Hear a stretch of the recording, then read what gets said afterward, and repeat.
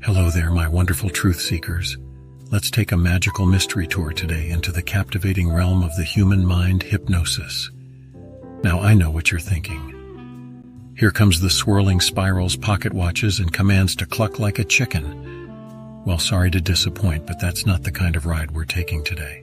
Those are the remnants of hypnosis's misunderstood reputation, much like the poor black cat's association with bad luck. No, today we dive into the reality of hypnosis, where the waters are a little less fantastical but no less fascinating. At the heart of hypnosis lies an enigma, a riddle wrapped in a mystery inside an enigma. Okay, maybe not that mysterious, but it does make one ponder. How can a state of deep relaxation and heightened awareness exist simultaneously?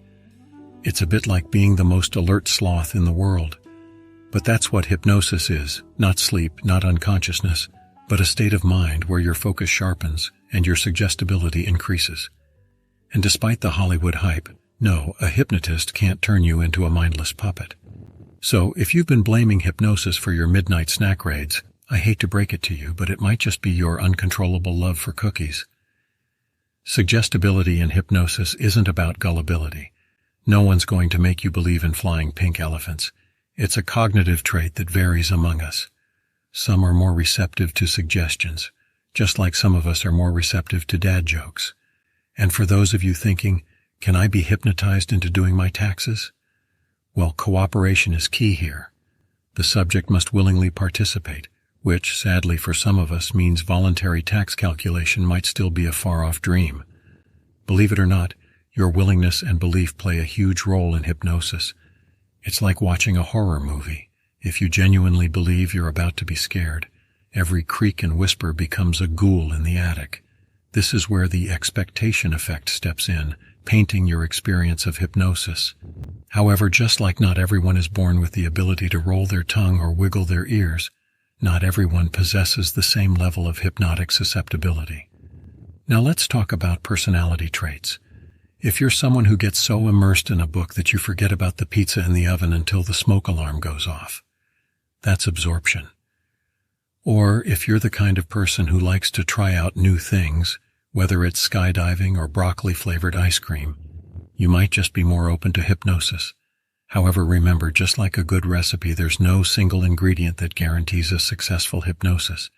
It's a mix of your attitudes, expectations, the skill of the hypnotist, and maybe a sprinkle of luck. But before you get all excited about the prospect of hypnosis, remember, it's not a toy, it's a tool. One with the power to unlock incredible therapeutic potential when used with consent and respect for autonomy. But in the wrong hands, it can be like giving a toddler a pair of scissors, not a good idea. That's why professional hypnotherapists adhere to a strict ethical code, much like Spider-Man with his great power and great responsibility. Just like in any sci-fi movie, there's always a resistance, and hypnosis is no exception. Your mind, the beautiful fortress that it is, can put up walls when it senses something's amiss. It's like your brain's personal bodyguard, making sure you're not persuaded to do anything you're not entirely comfortable with. If you're thinking of ways to resist, remember, you've got the power. Whether it's deciding to open your eyes, dismissing suggestions, or simply shaking a leg, you're in control. Hypnotherapists are meant to be custodians of trust and respect. No, they don't get a fancy key to a secret treasure vault or a shiny badge, but they do get the honor of safeguarding their subjects' autonomy and dignity. What they don't get to do is to impose their will on someone who doesn't want to be hypnotized. That's not hypnosis, my friends. That's a poorly scripted B-movie villain plot. Moving forward, we have the aspect of resistance in hypnosis, the beautiful counterbalance to the world of yes, I can. Some people might call it stubbornness, but I prefer the term hypnotic defiance. Resistance in hypnosis is like the mental equivalent of a steel fortress.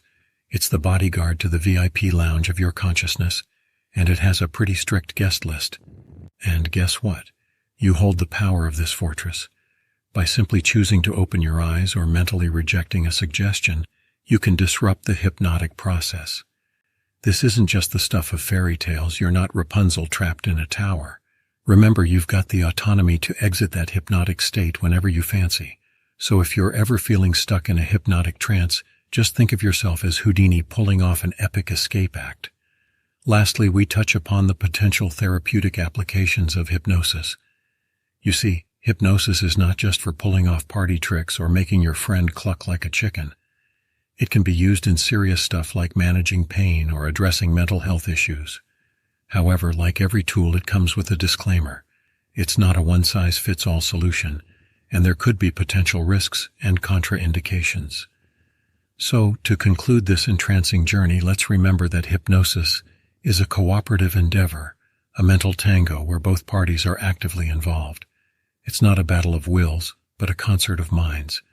No one can enter your mental fortress unless you roll out the welcome mat and hand them the key.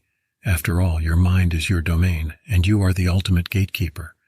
Now, some might think of hypnosis as some kind of mystical mind control, akin to the Jedi mind trick from Star Wars. But alas, the reality is not as Hollywood as that. Think of it more like an agreed-upon mental dance where you, my friend, are always leading. Let's debunk some myths and misconceptions right off the bat. No, a hypnotist cannot make you rob a bank, no matter how much they wave a shiny pocket watch in front of your eyes. You see, hypnosis is a bit like trying to persuade a cat into a bathtub. The cat, being you in this case, has to be willing. No amount of cajoling or coaxing will work if the cat isn't up for it. There are plenty of documented cases of individuals successfully resisting hypnosis. It's not a power that someone can wield over you. It's a cooperative process, a dialogue between your conscious and subconscious mind, mediated by a hypnotist.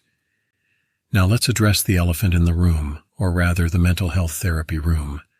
Yes, hypnosis has been doing some heavy lifting in there.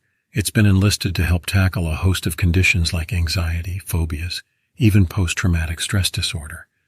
It's also been on the front lines battling insomnia and chronic pain, and it's got a pretty good track record in behavior change, like quitting smoking. You see, hypnosis isn't just about making people bark like a dog on a stage. It's got some serious therapeutic chops, but with great power comes great responsibility, and yes, Spider-Man reference intended. Hypnosis, while generally considered safe, isn't without its potential pitfalls.